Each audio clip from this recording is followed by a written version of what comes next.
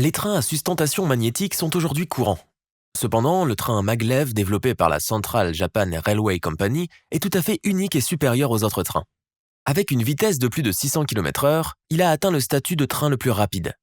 Ce train utilise des aimants supraconducteurs, c'est pourquoi il est appelé SC maglev. Une fois chargé d'un courant porteur, les aimants supraconducteurs de ce train produisent un courant continu, circulant, et un champ magnétique puissant en permanence, sans aucune perte. Essayons d'en savoir plus sur cette technologie ferroviaire testée avec succès, qui devrait dépasser les autres technologies de lévitation magnétique d'ici 2027. Cette même technologie devrait permettre de relier la ville de New York à Washington DC en 1 heure seulement d'ici 2030. Pour exploiter avec succès un train à sustentation magnétique, nous devons atteindre les 3 objectifs suivants. 1. La propulsion. 2. La lévitation. Et 3. Le guidage. Toutefois, avant d'entrer dans les détails de la manière dont le train SC maglev atteint ses objectifs, étudions le cœur de ce train, les aimants supraconducteurs. Les trains à lévitation nécessitent des électroaimants extrêmement puissants. Plus les aimants sont puissants, plus leur force de levage et de propulsion est importante, ce qui permet d'augmenter la vitesse du train. Un électroaimant normal n'est pas en mesure d'augmenter la valeur du courant au-delà d'une certaine limite, en raison du problème d'échauffement. Dans les électroaimants supraconducteurs, la température du conducteur est abaissée en dessous d'une limite critique. Après cela, le matériau produit soudainement une énorme quantité de flux de courant avec une résistance nulle. Ce résultat est exactement ce que nous voulons. Ce qui est intéressant, c'est qu'il suffit de charger la bobine supraconductrice une seule fois en utilisant un courant porteur pour que les bobines court-circuitées produisent un courant continu circulant en permanence sans perte d'énergie. Le courant circulant dans les bobines supraconductrices est énorme. 700 kA, soit près de 10 000 fois la valeur du courant des fils de cuivre domestiques classiques. Les électroaimants supraconducteurs sont évidemment les électroaimants les plus puissants et les plus efficaces. Le défi consiste à maintenir les bobines dans un état supraconducteur. Pour ce faire, un système de réfrigération à l'hélium liquide est utilisé à bord. Le supraconducteur du train SC maglev est un alliage néobium-titane dont la température critique est de 9,2 Kelvin. Pour maintenir la température de l'alliage en dessous de cette limite, on fait circuler autour de lui de l'hélium liquide à une température de 4,5 Kelvin. Après être passé sur le conducteur, l'hélium liquide s'évapore. Pour le ramener au stade initial, on utilise un compresseur à hélium et une unité de réfrigération. L'unité de réfrigération fonctionne sur le principe du cycle de réfrigération de Gifford-McMahon. Pourtant, le travail d'ingénierie du département cryogénique n'est pas encore terminé. Le supraconducteur peut absorber la chaleur de l'extérieur sous forme de rayonnement. Pour éviter cette absorption, un écran de protection contre les radiations est ajouté autour de celui-ci. Cependant, pendant le fonctionnement du train, des problèmes de formation de courant de Foucault et d'échauffement peuvent survenir dans ce blindage. Pour neutraliser cet échauffement, le bouclier anti-radiation doit également être refroidi, ce qui est réalisé en alimentant l'unité en azote liquide. Pour éviter le transfert de chaleur par convection, un vide est maintenu à l'intérieur du bouclier anti-radiation. 4 supraconducteurs de ce type, avec une polarité de courant opposée, sont disposés dans une unité. Bien que dans un SC maglev, les électroaimants fonctionnent sans aucune alimentation électrique, le département de cryogénie exige une bonne quantité d'énergie. Un grand nombre d'unités sont attachées sur la longueur du train, des 2 côtés.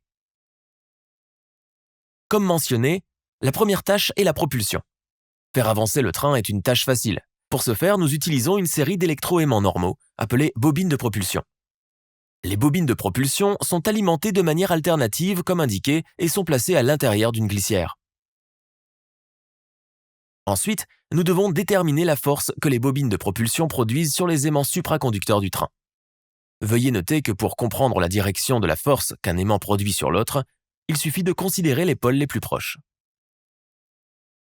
Ainsi, analysons la force agissant sur les bobines supraconductrices en raison des bobines de propulsion. Si on prend le résultat de toutes ces forces, la force nette sera dirigée vers l'avant. Donc, le train avance. Dès que le train atteint la position moyenne suivante, on bascule les bobines de propulsion sur l'autre polarité afin que la force nette soit à nouveau dirigée vers l'avant. En contrôlant simplement la fréquence de cette commutation, on peut contrôler la vitesse du train. Venons-en maintenant à la partie la plus intéressante de cette technologie, la lévitation des trains SC maglev. Vous serez peut-être surpris d'apprendre que la lévitation du train SC Maglev est obtenue à l'aide de ces simples bobines en forme de 8, qui ne sont même pas alimentées. De nombreuses bobines de ce type, en forme de 8, sont disposées dans la voie de guidage. Pour comprendre la technologie de lévitation, nous devons d'abord connaître la nature d'une paire d'aimants supraconducteurs. Le champ magnétique résultant produit par cette paire d'aimants SC est très similaire à celui d'un aimant permanent long. Pour simplifier l'analyse, remplaçons donc cette paire par une longue barre aimantée. Si une barre aimantée se déplace parallèlement à ces bobines en forme de 8, peux-tu prédire ce qui va se passer? La variation du flux magnétique induit une force électromotrice, EFM, sur les deux boucles selon la loi de Faraday. Les EMF vont-ils dans la même direction? Veuillez noter qu'il s'agit d'une bobine tordue. Ce n'est qu'en la déroulant que l'on comprendra la bonne direction. Il est clair que les forces électromagnétiques induites sont de sens opposé, ce qui signifie que la force électromagnétique nette, induite sur cette bobine en raison du mouvement du barreau aimanté, est nulle, et qu'aucun courant ne circule dans la boucle.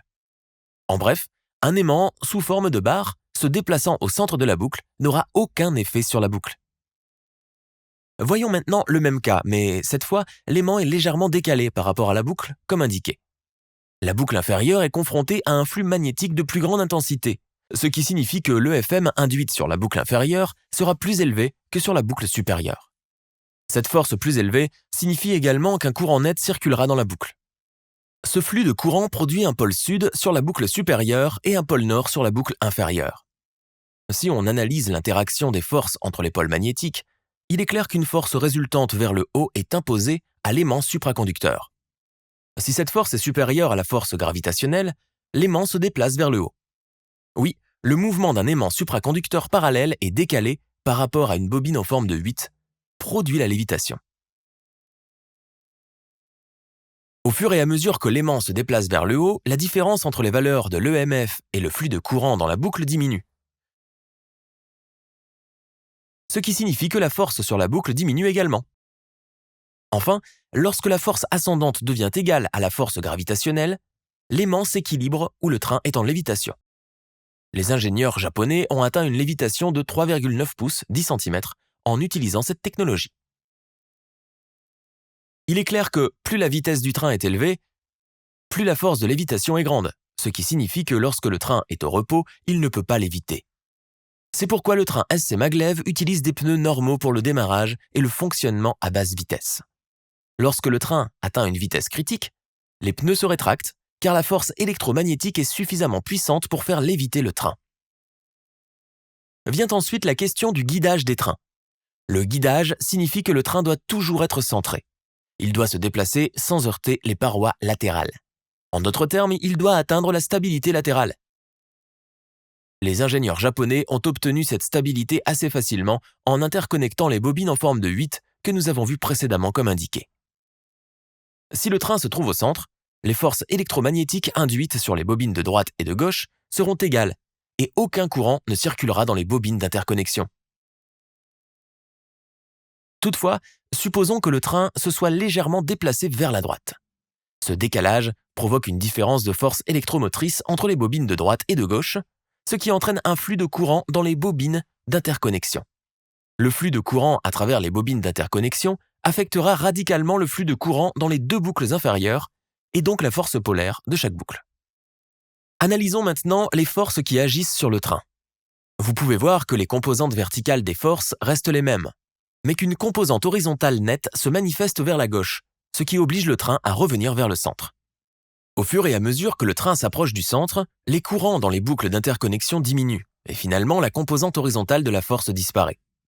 Quel mécanisme facile et brillant pour stabiliser le train, non?